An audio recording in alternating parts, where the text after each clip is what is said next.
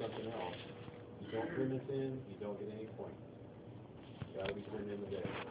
I'm real tempted to go ahead and take you through some chapter 4 stuff that we didn't get to look at.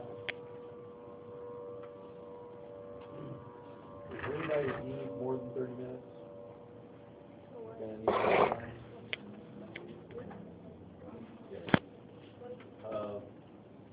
I'll take you through some more. We'll probably take the next 2 days to get ready for the next assignment, because it'll take about 2 days to play it in class with some stuff. Okay, question on this, you can decide you come back. You can put your computer. All right? I think that, with that, we'll try to get this to be sure. That should have stopped your review.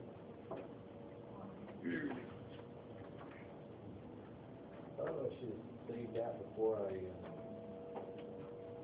turn it in. Oh well. Okay. So everybody needs to have a file in there. There should be 22 by the end of the day.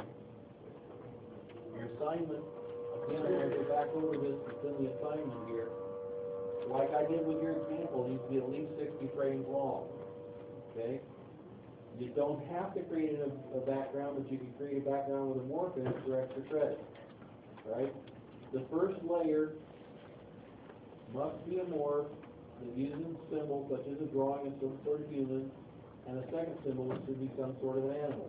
So you're going to have some human-like shape morph into an animal-like shape.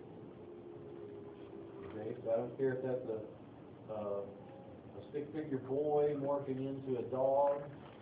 Okay? But it needs to do two shapes that are obviously humanish and animalish. And I say that because I know some of us are quite skilled artists.